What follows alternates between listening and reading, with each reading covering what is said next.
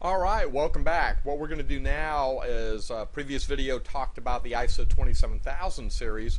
We're now going to move in and talk about the NIST, National Institute of Standards and Technology security models. These have a couple of advantages. First of all, they're publicly available at no charge. It's great to be able to go and grab these, use these, and claim them as your own ideas. And I'm just kidding on that last point.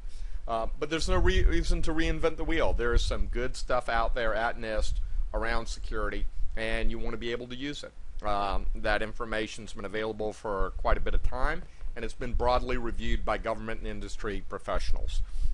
And so there's a lot of vetting that has taken place looking at the security model. And what we're going to do now is look at 4 examples. The first 2 are on this slide.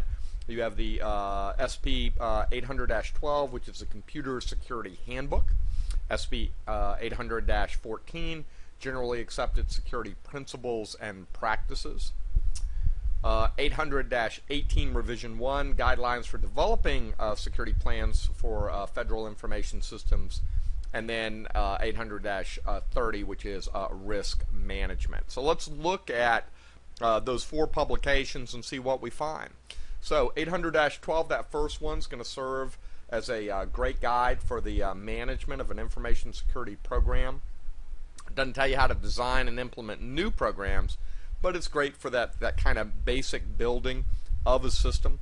And what it has within it is this, a laying out of a NIST philosophy on security management.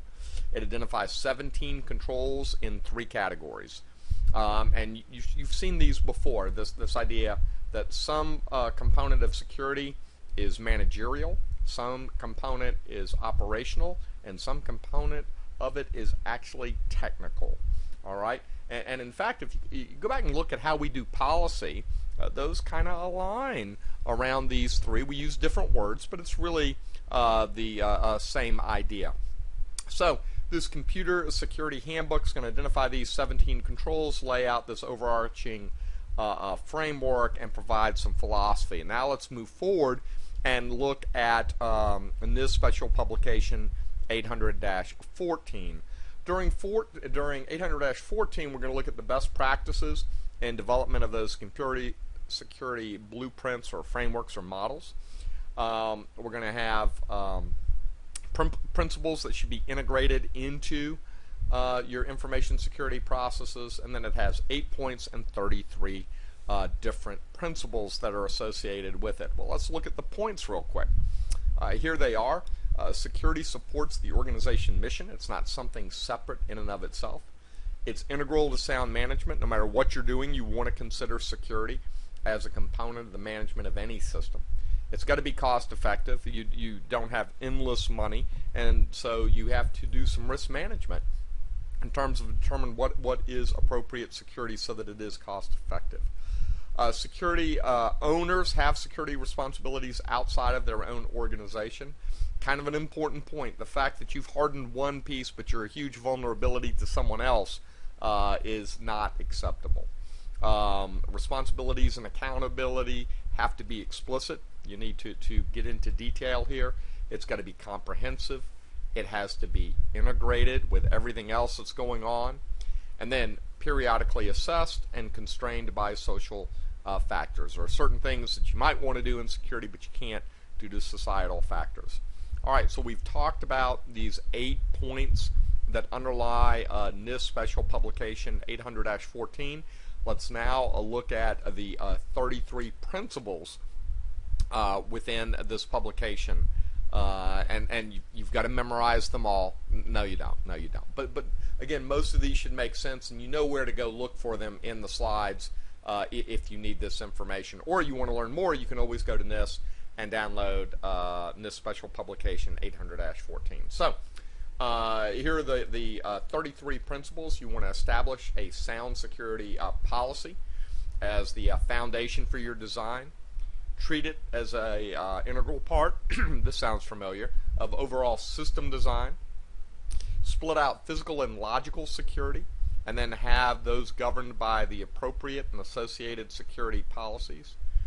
Reduce risk to an acceptable level, not to zero, but to an acceptable level for your organization, your culture, your mission, your vision of that particular company.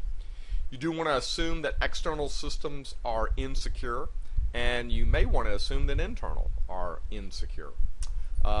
Identify the trade-offs between reducing risk and increasing costs, because again, you don't have infinite money and you don't have infinite risk. There are some limitations there, and so there's going to be some trade-off there. Principle number 7 says use a layered approach. You don't kind of remember back to the bullseye model. I know that seems so long ago. It was only a chapter ago we were talking about that, or the onion model.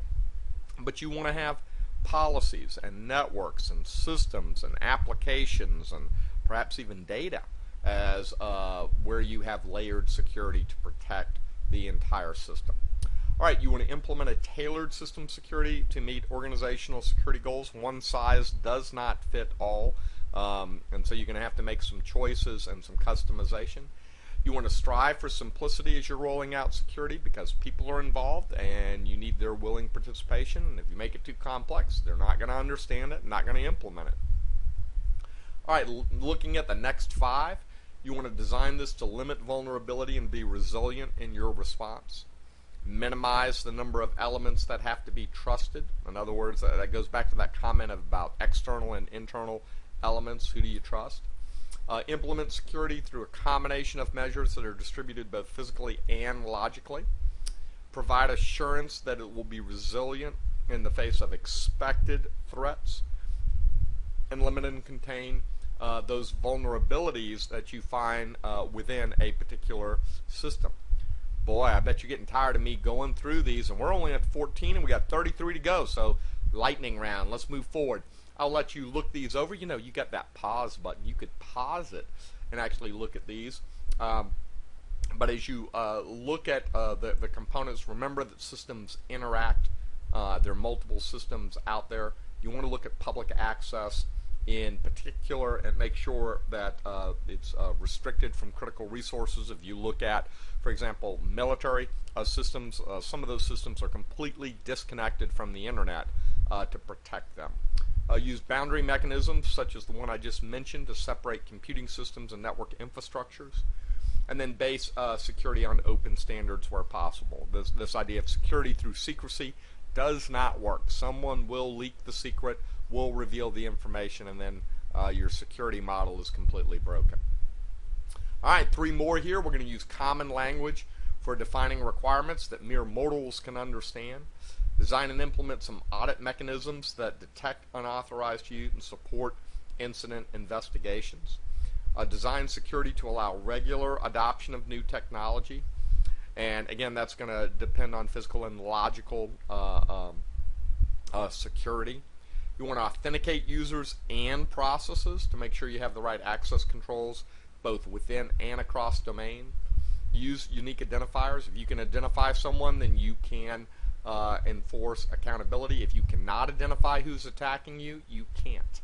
Implement the principle of least privilege. Do not implement unnecessary security mechanisms because it's just not helpful. We're almost there. We're going to make it. We're going to make it. Hold on. We got to protect that information while it's being processed, in transit, and storage. That sounds awfully familiar. It goes back to our CNSS cube. Strive for operational ease of use. Don't make it too hard for the users. Develop and exercise your contingency planning procedures, and that could be incident response, could be disaster recovery, could be business continuity. Consider custom products to achieve adequate security where you've got some new emerging technology. And then the last 3, you've made it. We're almost there. You want to ensure proper security in shutdown and disposal of a system. Remember the Italy example where we would literally melt them down with thermite grenades.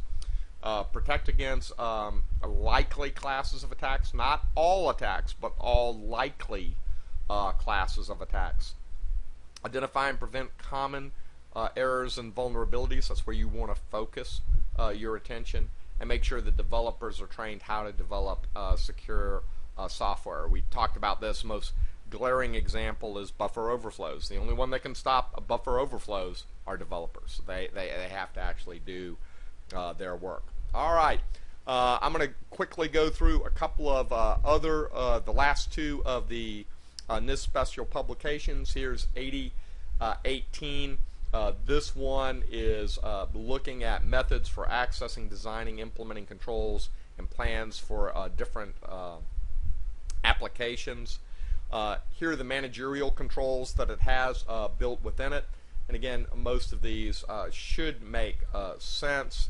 Here are the operational controls that are built into that particular publication or suggested by that publication.